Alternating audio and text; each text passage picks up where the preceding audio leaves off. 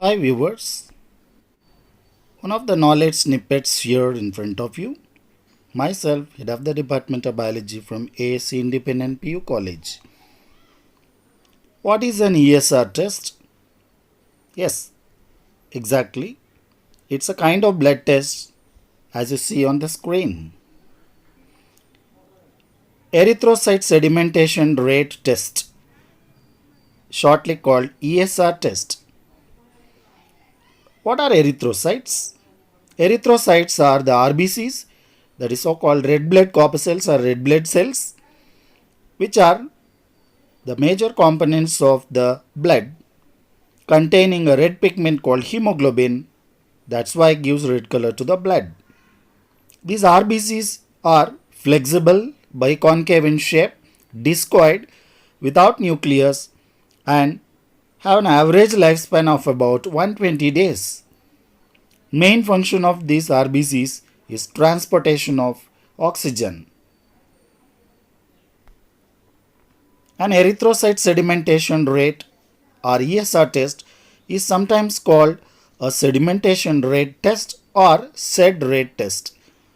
This blood test doesn't diagnose one specific condition or a disease. Instead, it helps your healthcare provider, that is doctor, determine whether you are experiencing any kind of inflammation in the body. Your doctor will look at ESR results along with other information or test results to help figure out a diagnosis. The tests ordered will depend on your symptoms. The ESR test can also be used to monitor the inflammatory diseases. Why the doctors request an ESR test? Any idea? Yes, the answer is here. When you are experiencing any kind of inflammation in the body, your RBCs, the so-called red blood cells, cling to each other, forming clumps.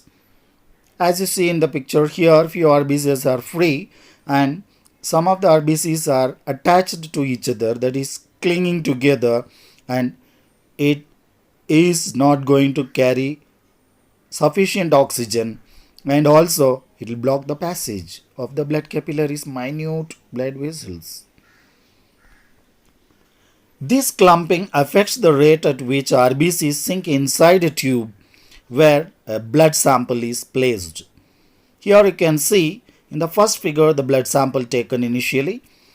After 1 hour, you could find the RBCs sedimented at the bottom and the middle layer containing WBCs and platelets, and the lighter layer, that is plasma, which is the fluid portion of the blood. The tests let your doctor see how much clumping is taking place. The faster and faster the cells, that is RBCs, sink towards the bottom of the test tube, the more likely it is that the inflammation is found in the body. The test can identify and measure the inflammation in general in your body. However, it doesn't help pinpoint the cause of the inflammation. That's why the ESR test is rarely performed.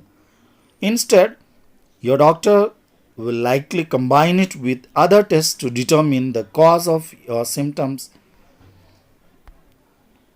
The ESR test can be used to help your healthcare provider, that is the doctors, to diagnose few conditions in the body that cause inflammation, such as autoimmune diseases like arthritis, that is joint pain, cancer of any kind, infections in the different parts of the body. What are the warning signs that makes you to take an ESR test as prescribed by the doctor? Firstly, joint pain or stiffness that lasts longer than 30 minutes in the morning. Severe headaches, abnormal weight loss, pain in the shoulders, neck, and sometimes even in the pelvic region. Digestive disorders like diarrhea, blood in your stools, unusual abdominal pain, of course associated with high fever. The blood sample is taken to a lab where Your blood will be placed in a long thin tube in which it sits to gravity for 1 hour. During and after this 1 hour, the laboratory professionals processing these tests will assess how far the RBCs sink into the tube, how quickly they sink, and how many sink. There are two different methods of doing the ESR tests. First one, Westergren method, and second one, Wintrob method. Westergren method is the most commonly adopted method for ESR testing.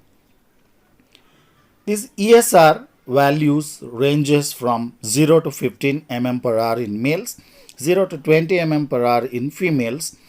It's not a specific type of test for identifying any inflammation, but just it is to indicate the level of globulins and fibrinogen associated with the blood.